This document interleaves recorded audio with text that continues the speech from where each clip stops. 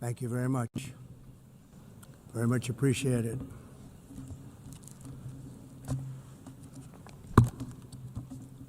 And I don't mind making this speech without a teleprompter, because the teleprompter is not working. I feel very happy to be up here with you nevertheless, and that way you speak more from the heart. I can only say that whoever's operating this teleprompter is in big trouble.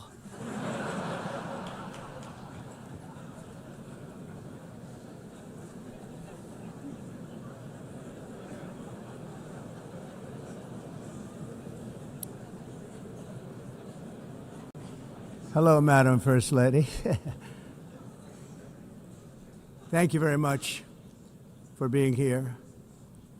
And Madam President, Mr. Secretary General, First Lady of the United States, distinguished delegates, ambassadors, and world leaders.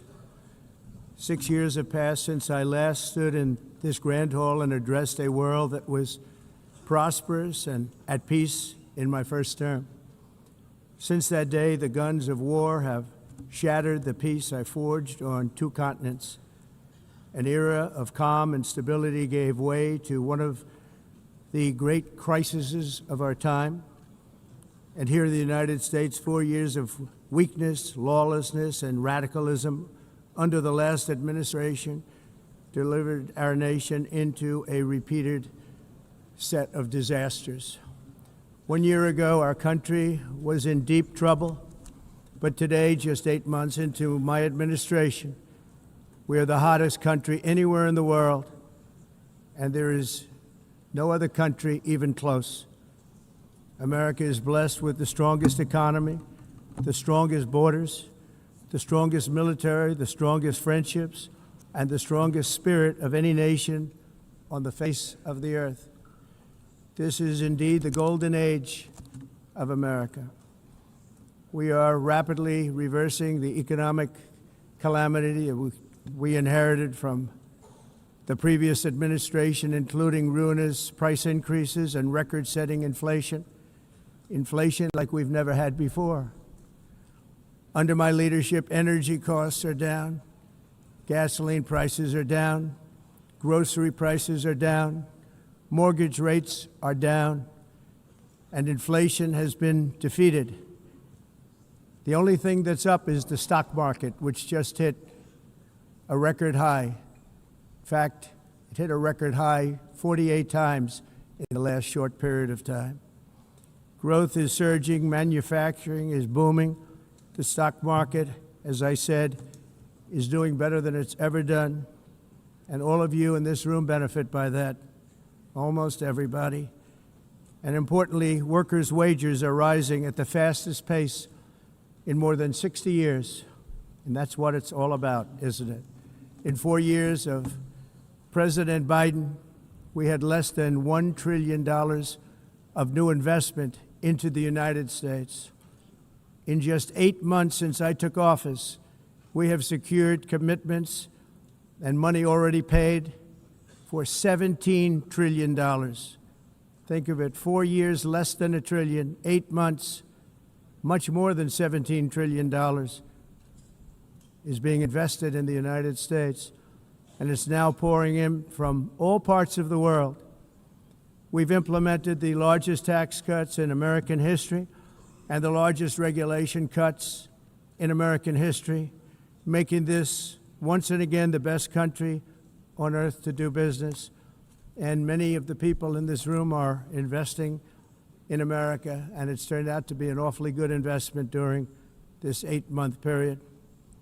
In my first term, I built the greatest economy in the history of the world. We had the best economy ever, history of the world. And I'm doing the same thing again, but this time it's actually much bigger and even better. The numbers far surpass my record-setting first term. On our southern border, we have successfully repelled a colossal invasion. And for the last 4 months, and that's 4 months in a row, the number of illegal aliens admitted and entering our country has been 0. Hard to believe. because if you look back just a year ago, it was millions and millions of people pouring in from all over the world, from prisons, from mental institutions, drug dealers. All over the world they came. They just poured into our country with the ridiculous open border policy of the Biden administration. Our message is very simple. If you come illegally into the United States, you're going to jail, or you're going back to where you came from, or perhaps even further than that. You know what that means. I want to thank the country of El Salvador for the successful and professional job they've done in receiving and jailing so many criminals that entered our country. And it was under the previous administration that the number became record-setting, and they're all being taken out. We have no choice. And other countries have no choice, because other countries are in the exact same situation with immigration. It's destroying your country, and you have to do something about it. On the world stage, America is respected again like it has never been respected before. You think about 2 years ago, 3 years ago, 4 years ago, or 1 year ago, we were a laughingstock all over the world. At the NATO summit in June, virtually all NATO members formally committed to increase defense spending at my request from 2% to 5% of GDP, making our alliance far stronger and more powerful than it was ever before. In May, I traveled to the Middle East to visit my friends and rebuild our partnerships in the Gulf and those valued relationships with Saudi Arabia, Qatar, and the UAE, and other countries are now, I believe, closer than ever before. My administration has negotiated one historic trade deal after another, including with the United Kingdom, the European Union, Japan, South Korea, Vietnam, Indonesia, the Philippines, Malaysia, and many, many others. Likewise, in a period of just 7 months, I have ended 7 unendable wars. They said they were unendable. You're never going to get them solved. Some were going for 31 years, 2 of them, 31, think of it, 31 years. One was 36 years. One was 28 years. I ended 7 wars. And in all cases, they were raging with countless thousands of people being killed. This includes Cambodia and Thailand, Kosovo and Serbia, the Congo and Rwanda, a vicious, violent war that was, Pakistan and India, Israel and Iran, Egypt and Ethiopia, and Armenia and Azerbaijan. It included all of them. No president or prime minister, and for that matter, no other country has ever done anything close to that. And I did it in just 7 months. It's never happened before. There's never been anything like that. I'm very honored to have done it. It's too bad that I had to do these things instead of the United Nations doing them. And sadly, in all cases, the United Nations did not even try to help in any of them. I ended 7 wars, dealt with the leaders of each and every one of these countries, and never even received a phone call from the United Nations offering to help in finalizing the deal. All I got from the United Nations was an escalator that on the way up stopped right in the middle. If the First Lady wasn't in great shape, she would have fallen, but she's in great shape. We're both in good shape. We both stood.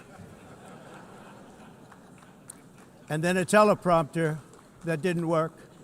These are the 2 things I got from the United Nations, a bad escalator and a bad teleprompter. Thank you very much. And by the way, it's working now. It just went on. Thank you. I think I should just do it the other way. It's easier. Thank you very much.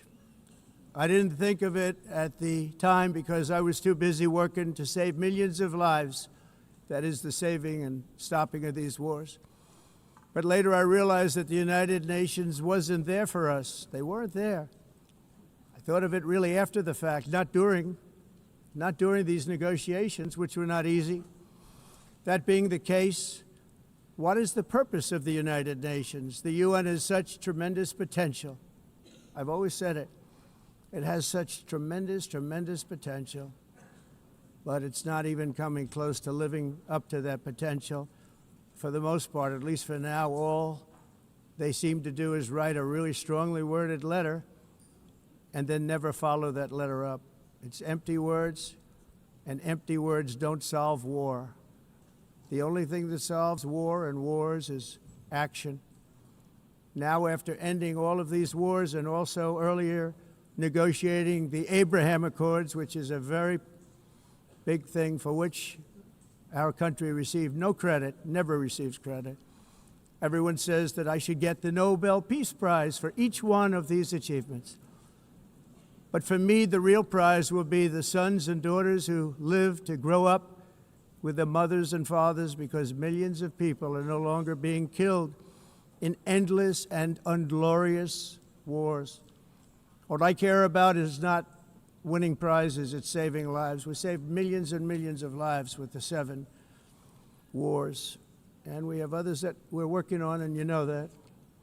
Many years ago, a very successful real estate developer in New York, known as Donald J. Trump, I bid on the renovation and rebuilding of this very United Nations complex. I remember it so well. I said at the time that I would do it for $500 million, rebuilding everything. It would be beautiful. I used to talk about, I'm going to give you marble floors. They're going to give you terrazzo. I'm going to give you the best of everything. You're going to have mahogany walls. They're going to give you plastic. But they decided to go in another direction, which was much more expensive at the time, and which actually produced a far inferior product. And I realized that they did not know what they were doing when it came to construction, and that their building concepts were so wrong, and the product that they were proposing to build was so bad and so costly. It was going to cost them a fortune. And I said, and wait till you see the overruns. Well, I turned out to be right. They had massive cost overruns and spent between $2 and $4 billion on the building and did not even get the marble floors that I promised them. You walk on terrazzo. Do you notice that? As far as I'm concerned, frankly, looking at the building and getting stuck on the escalator, they still haven't finished the job. They still haven't finished. That was years ago. The project was so corrupt that Congress actually asked me to testify before them on the tremendous waste of money, because it turned out that they had no idea what it was, but they knew it was anywhere between $2 and $4 billion as opposed to $500 million with a guarantee. But they had no idea, and I said it cost much more than $5 billion. Unfortunately, many things in the United Nations are happening just like that, but on an even much bigger scale, much, much bigger. Very sad to see. Whether the UN can manage to play a productive role, I've come here today to offer the hand of American leadership and friendship to any nation in this assembly that is willing to join us in forging a safer, more prosperous world. And it's a world that we'll be much happier with. A dramatically better future is within our reach. But to get there, we must reject the failed approaches of the past and work together to confront some of the greatest threats in history. There is no more serious danger to our planet today than the most powerful and destructive weapons ever devised by man, of which the United States, as you know, has many. Just as I did in my first term, I've made containing these threats a top priority, starting with the nation of Iran. My position is very simple. The world's #1 sponsor of terror can never be allowed to possess the most dangerous weapon. That's why shortly after taking office, I sent the so-called Supreme Leader a letter making a generous offer. I extended a pledge of full cooperation in exchange for a suspension of Iran's nuclear program. The regime's answer was to continue their constant threats to their neighbors and U.S. interests throughout the region, and some great countries that are right nearby.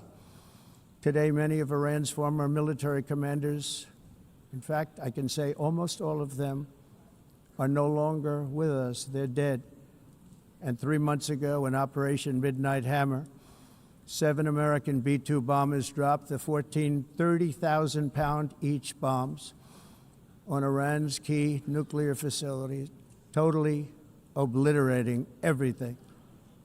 No other country on earth could have done what we did. No other country has the equipment to do what we did. We have the greatest weapons on earth. We hate to use them. But we did something that for 22 years people wanted to do. With Iran's nuclear enrichment capacity demolished, I immediately brokered an end to the 12-day war, as it's called, between Israel and Iran, with both sides agreeing to fight no longer. As everyone knows, I have also been deeply engaged in seeking a ceasefire in Gaza. Have to get that done. Have to get it done. Unfortunately, Hamas has repeatedly rejected reasonable offers to make peace. We can't forget October 7th, can we? Now, as if to encourage continued conflict, some of this body is seeking to unilaterally recognize a Palestinian state. The rewards would be too great for Hamas terrorists for their atrocities. This would be a reward for these horrible atrocities, including October 7th, even while they refuse to release the hostages or accept a ceasefire. Instead of giving to Hamas and giving so much, because they've taken so much, they have taken so much. This could have been solved so long ago. But instead of giving in to Hamas's ransom demands, those who want peace should be united with one message: release the hostages now. Just release the hostages now. Thank you.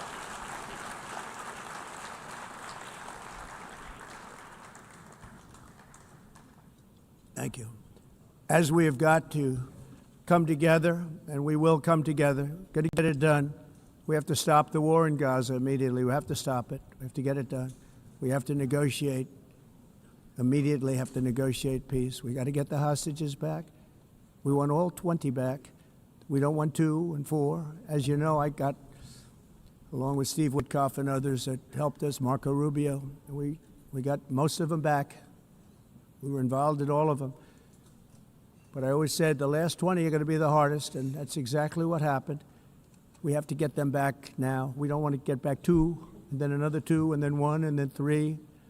Have this process. No, we want them all back, and we want the actually 38 dead bodies back too.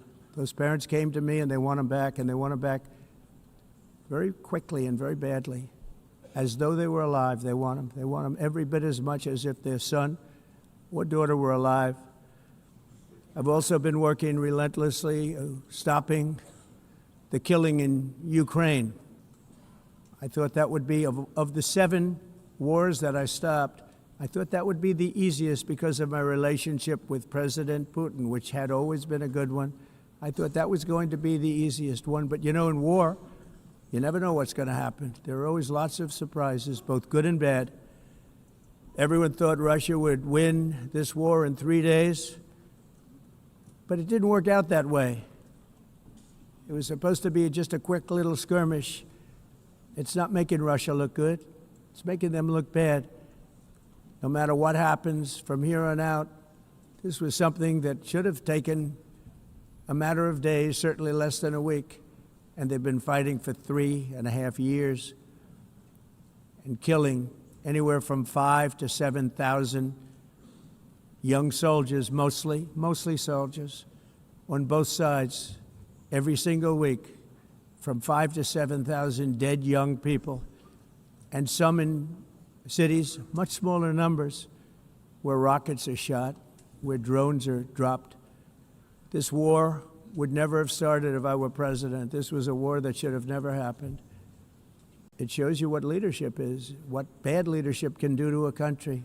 Look what happened to the United States, and look where we are right now in just a short period of time. The only question now is how many more lives will be needlessly lost on both sides. China and India are the primary funders of the ongoing war by continuing to purchase Russian oil. But inexcusably, even NATO countries have not cut off much Russian energy and Russian energy products, which, as you know, I found out about 2 weeks ago, and I wasn't happy. Think of it. They're funding the war against themselves. Who the hell ever heard of that one? In the event that Russia is not ready to make a deal to end the war, then the United States is fully prepared to impose a very strong round of powerful tariffs, which would stop the bloodshed, I believe, very quickly. But for those tariffs to be effective, European nations, all of you are gathered here right now, would have to join us in adopting the exact same measures. I mean, you're much closer to this. We have an ocean in between. You're right there. And Europe has to step it up. They can't be doing what they're doing. They're buying oil and gas from Russia while they're fighting Russia. It's embarrassing to them, and it was very embarrassing to them when I found out about it, I can tell you that. But they have to immediately cease all energy purchases from Russia. Otherwise, we're all wasting a lot of time. So I'm ready to discuss this. We're going to discuss it today with the European nations, all gathered here. I'm sure they're thrilled to hear me speak about it, but that's the way it is. I like to speak my mind and speak the truth. As we seek to reduce the threat of dangerous weapons today, I'm also calling on every nation to join us in ending the development of biological weapons once and for all. And biological is terrible, and nuclear is even beyond, and we include nuclear in that. We want to have a cessation of the development of nuclear weapons. We know, and I get to view it all the time. Sir, would you like to see? And I look at weapons that are so powerful that we just can't ever use them. If we ever use them, the world literally might come to an end. There would be no United Nations to be talking about. There would be no nothing. Just a few years ago, reckless experiments overseas gave us a devastating global pandemic. Yet despite that worldwide catastrophe, many countries are continuing extremely risky research into bioweapons and man-made pathogens. This is unbelievably dangerous. To prevent potential disasters, I'm announcing today that my administration will lead an international effort to enforce Biological Weapons Convention, which is going to be meeting with the top leaders of the world by pioneering an AI verification system that everyone can trust. Hopefully the UN can play a constructive role, and it will also be one of the early projects under AI. Let's see how good it is, because a lot of people are saying it could be one of the great things ever, but it also can be dangerous, but it can be put to tremendous use and tremendous good, and this would be an example of that. Not only is the UN not solving the problems it should, too often, it's actually creating new problems for us to solve. The best example is the #1 political issue of our time, the crisis of uncontrolled migration. It's uncontrolled. Your countries are being ruined. The United Nations is funding an assault on Western countries and their borders. In 2024, the UN budgeted $372 million in cash assistance to support an estimated 624,000 migrants journeying into the United States. Think of that. The UN is supporting people that are illegally coming into the United States, and then we have to get them out. The UN also provided food, shelter, transportation, and debit cards to illegal aliens. Can you believe that? On the way to infiltrate our southern border. Millions of people came through that southern border. Just a year ago, millions and millions of people were pouring in, 25 million altogether over the 4 years of the incompetent Biden administration.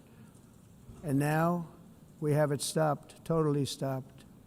In fact, they're not even coming anymore because they know they can't get through. But what took place is totally unacceptable. The UN is supposed to stop invasions, not create them and not finance them. In the United States, we reject the idea that mass numbers of people from foreign lands can be permitted to travel halfway around the world, trample our borders, violate our sovereignty, cause unmitigated crime, and deplete our social safety net.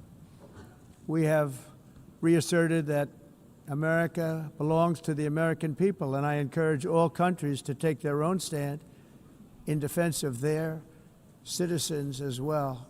You have to do that because I see it.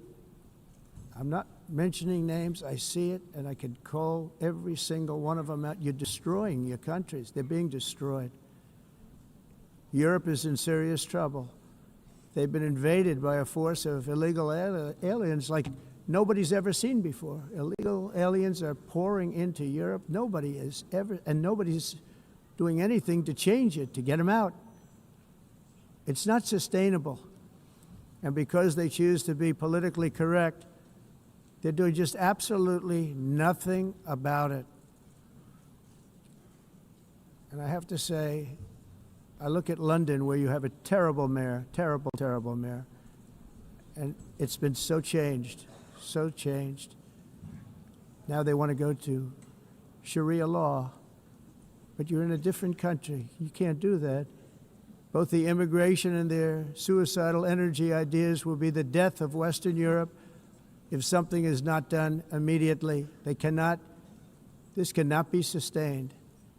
What makes the world so beautiful is that each country is unique.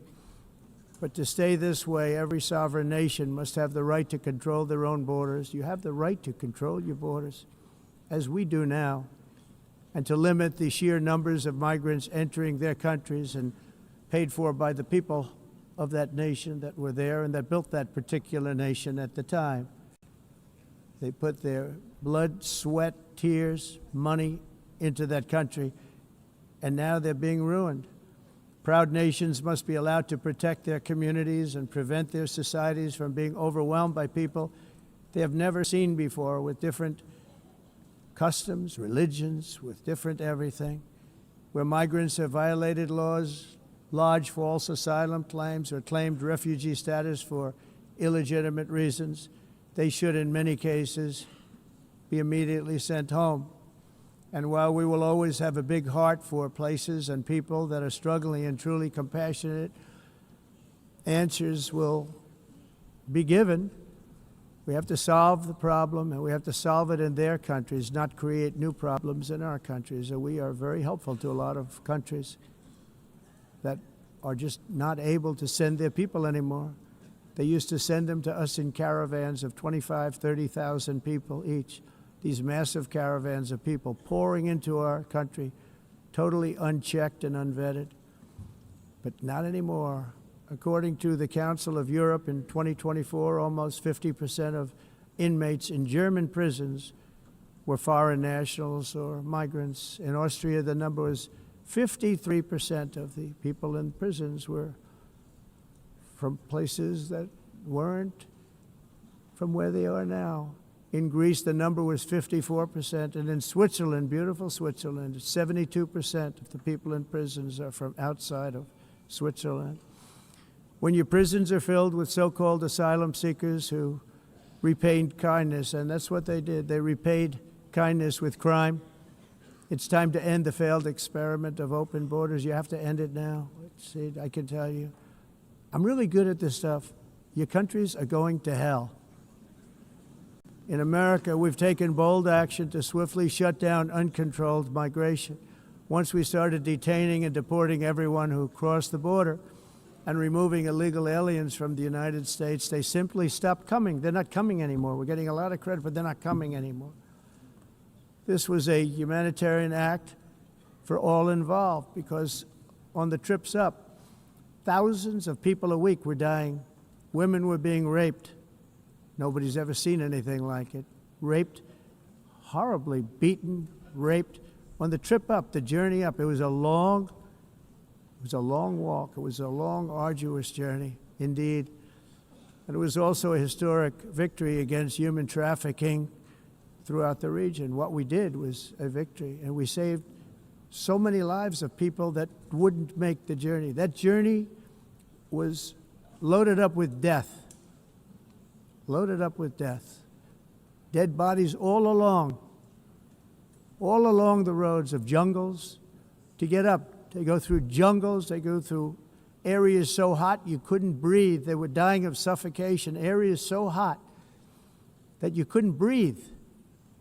Dead bodies all over. By them not coming, we're saving tremendous numbers of lives. My people have done a fantastic job in doing what they did, and the American public agrees with it. I mean, I was very proud to see this morning I have the highest poll numbers I've ever had. Part of it is because of what we've done on the border. I guess the other part is what we've done on the economy. Joe Biden's policies empowered murderous gangs, human smugglers, child traffickers, drug cartels, and prisoners from all over the world. The previous administration also lost nearly 300,000 children. Think of that. They lost more than 300,000 children, little children, who were trafficked into the United States on the Biden watch, many of whom have been raped, exploited, and abused, and sold. Sold. Nobody talks about that. The fake news doesn't write about it. With many others, young children who are missing or dead. And we found a lot of these children, and we're sending them back, and we've been sending them back to their parents. They said, nobody knows who they are. They said, where do you come from? And they'll give us a country, and we'll find out, and we'll figure it out, and we'll bring them back to their homes. And the mother and father rush to the door, and their tears in their eyes. They can't believe that they're seeing their son or daughter, their little son or daughter again. We've done almost 30,000 of them so far. Any system that results in the mass trafficking of children is inherently evil. Yet that is exactly what the globalist migration agenda has done, and it's what it's all about. In America, those days, as you know, are over. The Trump administration is working, and we are continuing to work to track down the villains that are causing this problem, and also, as I said, to get back the 30,000 we've already returned. Now I think we're going to have another. We're going to find a lot. You're not going to find all of them. 300, more than 300,000. They're lost or they're dead. They're lost or they're dead because of the animals that did this. To protect our citizens, I've also designated multiple savage drug cartels as far as and you see this, and you see it happening right before your eyes. Let's put it this way. People don't like taking big loads of drugs in boats anymore. There aren't too many boats that are traveling on the seas by Venezuela. They tend not to want to travel very quickly anymore. And we've virtually stopped drugs coming into our country by sea. We call them the water drugs. They kill hundreds of thousands of people. I've also designated multiple savage drug cartels as far as foreign terrorist organizations, along with two bloodthirsty transnational gangs, probably the worst gangs anywhere in the world, MS-13 and Tren de Aragua. Tren de Aragua is from Venezuela, by the way. Such organizations torture, maim, mutilate, and murder with impunity. They're the enemies of all humanity. And for this reason, we've recently begun using the supreme power of the United States military to destroy Venezuelan terrorists and trafficking networks led by Nicolas Maduro. To every terrorist thug smuggling poisonous drugs into the United States of America, please be warned that we will blow you out of existence. That's what we're doing. We have no choice. Can't let it happen. They're destroying. I believe we lost 300,000 people last year to drugs, 300,000. Fentanyl and other drugs. Each boat that we sink carries drugs that would kill more than 25,000 Americans. We will not let that happen. Energy is another area where the United States is now thriving like never before. We're getting rid of the falsely named renewables. By the way, they're a joke. They don't work.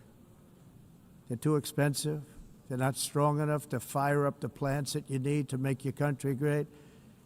The wind doesn't blow. Those big windmills are so pathetic and so bad, so expensive to operate. And they have to be rebuilt all the time, and they start to rust and rot. most expensive energy ever conceived, and it's actually energy. You're supposed to make money with energy, not lose money. You lose money, the governments have to subsidize. You can't put them out without massive subsidies. And most of them are built in China, and I give China a lot of credit. They build them, but they have very few wind farms. So why is it that they build them and they send them all over the world, but they barely use them? You know what they use? Coal. They use gas. They use almost anything, but they don't like wind. But they sure as hell like selling the windmills. Europe, on the other hand, has a long way to go, with many countries being on the brink of destruction because of the green energy agenda. And I give a lot of credit to Germany. Germany was being led down a very sick path, both on immigration, by the way, and on energy. They were going green, and they were going bankrupt. And the new leadership came in, and they went back to where they were, with fossil fuel and with nuclear, which is good. It's now safe, and you can do it properly. But they went back to where they were, and they opened up a lot of different plants, energy-producing plants, and they're doing well. I give Germany a lot of credit for that. They've said this is a disaster, what's happening. They were going all green. All green is all bankrupt. That's what it represents. And it's not politically correct. I'll be very badly criticized for saying it, but I'm here to tell the truth. I don't care. It doesn't matter to me. I'm in New York City. I'm feeling a lot safer. Crime, we're getting crime down. And by the way, speaking of crime, Washington, D.C. Washington, D.C. was the crime capital of America. Now it's a totally, after 12 days, it's a totally safe city. Everyone's going out to dinner. They're going out to restaurants. Your wife can walk down the middle of the street with or without you. Nothing's going to happen. My people have done a fantastic job. And yes, I called in the National Guard, and the National Guard took care of business, and they weren't politically correct, but they took care of business. We got 1,700 career criminals out, brought them back to where they came from, the countries where they came from, or put them in jails. Washington, D.C. is now a totally safe city again, and I welcome you to come. In fact, we'll have dinner together at a local restaurant, and we'll be able to walk. We don't have to go by an armor-plated vehicle. We'll walk right over there from the White House. They've given up their powerful edge, a lot of the countries that we're talking about, in oil and gas, such as essentially closing the great North Sea oil. Oh, the North Sea, I know it so well.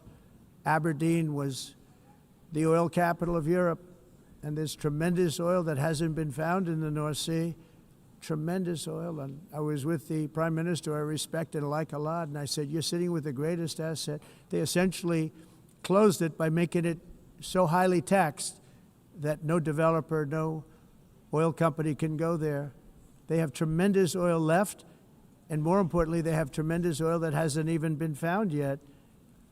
And what a tremendous asset for the United Kingdom. And I hope the Prime Minister is listening, because I told it to him 3 days in a row. That's all he heard. North Sea oil, North Sea, because I want to see them do well. I want to stop seeing them ruining that beautiful Scottish and English countryside with windmills and massive solar panels that go 7 miles by 7 miles, taking away farmland.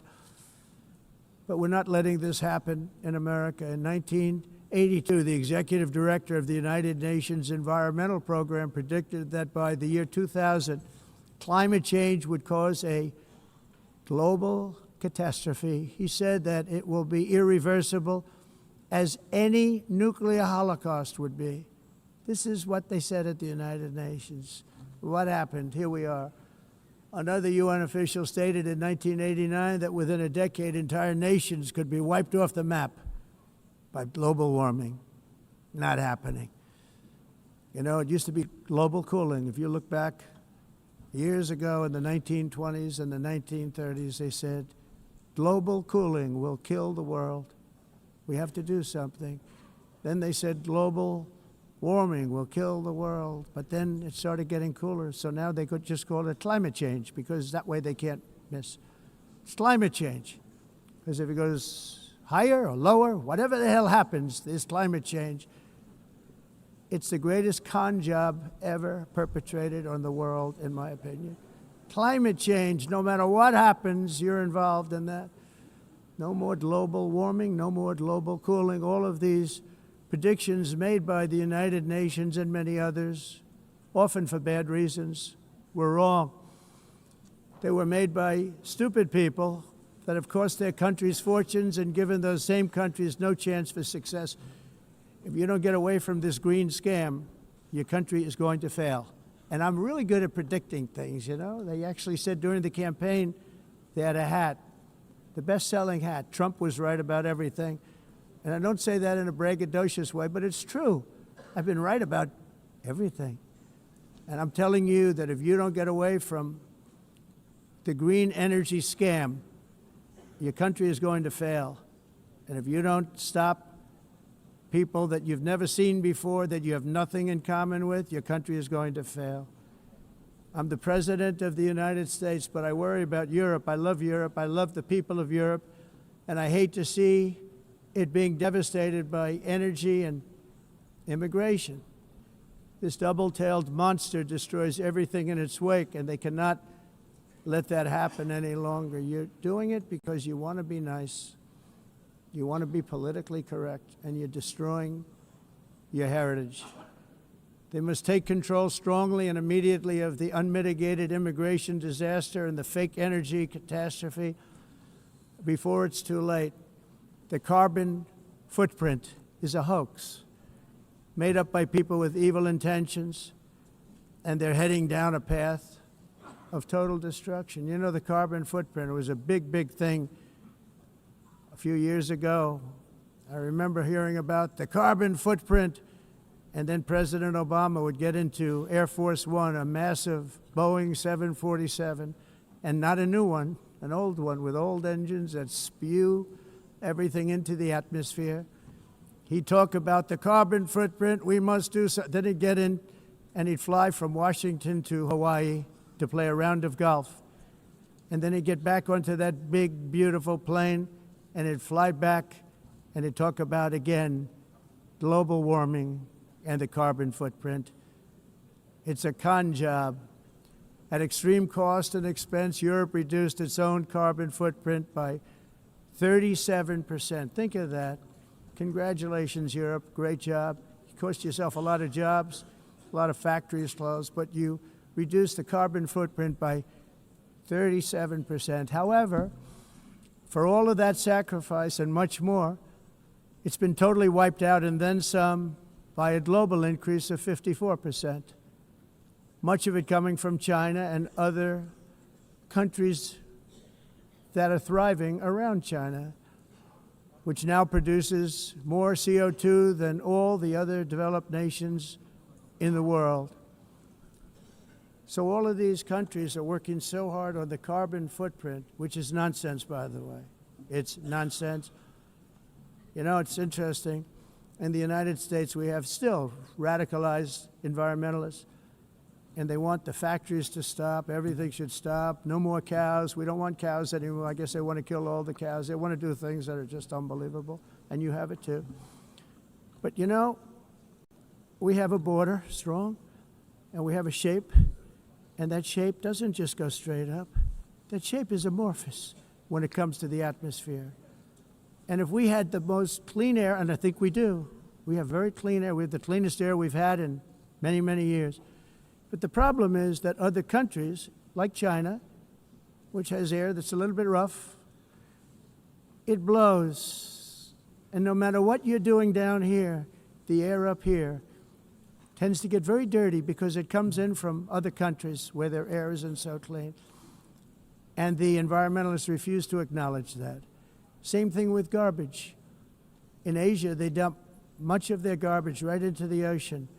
And over about a 1 week and 2 week journey, it flows right past Los Angeles. You've seen it.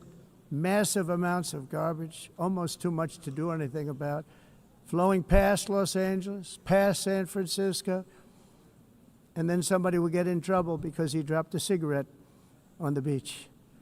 The whole thing is crazy.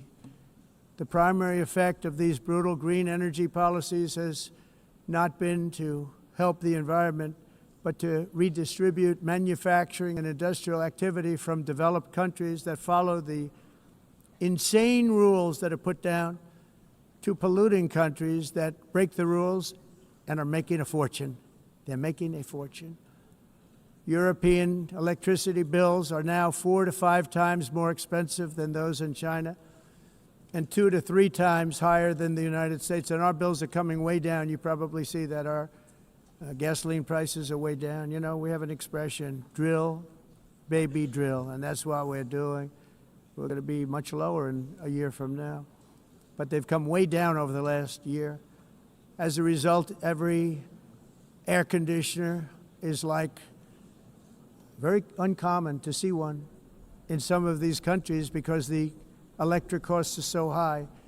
So while the U.S. has approximately 1,300 heat-related deaths annually, that's a lot, Europe loses more than 175,000 people to heat deaths each year because the costs are so expensive you can't turn on an air conditioner. What is that all about? That's not Europe. That's not the Europe that I love and know. All in the name of pretending to stop the global warming hoax. The entire globalist concept of asking successful industrialized nations to inflict pain on themselves and radically disrupt their entire societies must be rejected completely and totally, and it must be immediate. That's why in America I withdrew from the fake Paris Climate Accord, where, by the way, America was paying so much more than every country. Others weren't paying. China didn't have to pay until 2030. Russia was given an old standard that was easy to meet, a 1990 standard. But for the United States, we're supposed to pay like $1 trillion. And I said, this is another scam. The fact is, the United States has been taken advantage of by the world for many, many years, but not any longer, as you probably noticed. I unleashed massive energy production and signed historic executive orders to hunt for oil, but we don't have to do much hunting because we have the most oil of any nation anywhere, oil and gas in the world. And if you add coal, we have the most of any nation in the world. Clean, I call it clean, beautiful coal. You can do things today with coal that you couldn't have done 10 years ago, 15 years. So I have a little standing order in the White House. Never use the word coal, only use the words clean, beautiful coal. Sounds much better, doesn't it? But we stand ready to provide any country with abundant, affordable energy supplies if you need them, when most of you do. We're proudly exporting energy all over the world. We're now the largest exporter. In the United States, we want trade and robust commerce with all nations, everybody. We want to help nations. We're going to help nations. But it must also be fair and reciprocal. The challenge with trade is much the same with climate. The countries that followed the rules, all their factories have been plundered. It's really sad to watch. They've been broken. They've been broken by countries that broke the rules. That's why the United States is now applying tariffs to other countries, and much as these tariffs were for many years applied to us, uncontrollably applied to us. We've used tariffs as a defense mechanism under the Trump administration, including my first term, where hundreds of billions of dollars in tariffs were taken in. And by the way, we had the lowest inflation, and now we have very low inflation. The only thing different is that we have hundreds of billions of dollars flowing into our country. But this is how we will ensure that the system works for everyone and is sustainable into the future. We're also using tariffs to defend our sovereignty and security throughout the world, including against nations that have taken advantage of former U.S. administrations for decades, including the most corrupt, incompetent administration in history, the sleepy Joe Biden administration. Brazil now faces major tariffs in response to its unprecedented efforts to interfere in the rights and freedoms of our American citizens and others, with censorship, repression, weaponization, judicial corruption, and targeting of political critics in the United States. I have a little problem saying this because I must tell you, I was walking in and the leader of Brazil was walking out. We saw him and I saw him, he saw me, and we embraced. And then I'm saying, can you believe I'm going to be saying this in just 2 minutes? But we actually agreed that we would meet next week. We didn't have much time to talk, like about 20 seconds. They were in retrospect, I'm glad I waited because this thing didn't work out too well. But we did talk, we had a good talk, and we agreed to meet next week, if that's of interest. But he seemed like a very nice man, actually. He liked me, I liked him. But if you, and I only do business with people I like. When I don't like them, I don't like them. But we had, at least for about 39 seconds, we had excellent chemistry. It's a good sign. But also in the past, Brazil, can you believe this, unfairly tariffed our nation, but now because of our tariffs, we are hitting them back, and we're hitting them back very hard. As president, I will always defend our national sovereignty and the rights of American citizens. So I'm very sorry to say this, that Brazil is doing poorly and will continue to do poorly. They can only do well when they're working with us. Without us, they will fail, just as others have failed. It's true. Next year, the United States will celebrate the 250th anniversary of our glorious independence, a testament to enduring power and American freedom and spirit. We will also be proudly hosting the 2026 FIFA World Cup, and shortly thereafter, the 2028 Olympics, which is going to be very exciting. I hope you all come. I hope that countless people from all over the globe will take part of these will be great celebrations of liberty and human achievement, and that together we all can rejoice in the miracles of history that began in July 4th, 1776, when we founded the light to all nations. And it's something really that an amazing thing came out of that date. It's called the United States of America. In honor of this momentous anniversary, I hope that all countries who find inspiration in our example will join us in renewing our commitment, values, and those values really that we hold so dear. Together, let us defend free speech and free expression. Let us protect religious liberty, including for the most persecuted religion on the planet today. It's called Christianity. And let us safeguard our sovereignty and cherish qualities that have made each of our nations so special, incredible, and extraordinary. In closing, I just want to repeat that immigration and the high cost of so-called green renewable energy is destroying a large part of the free world and a large part of our planet. Countries that cherish freedom are fading fast because of their policies on these two subjects. You need strong borders and traditional energy sources if you are going to be great again. Whether you have come from north or south, east or west, near or far, every leader in this beautiful hall today represents a rich culture, a noble history, and a proud heritage that makes each nation majestic and unique, unlike anything else in human history or any other place on the face of the earth. From London to Lima, from Rome to Athens, from Paris to Seoul, from Cairo to Tokyo and Amsterdam to right here in New York City, we stand on the shoulders of the leaders and legends, generals and giants, heroes and titans who won and built our beloved nations, all of our nations, with their own courage, strength, spirit, and skill.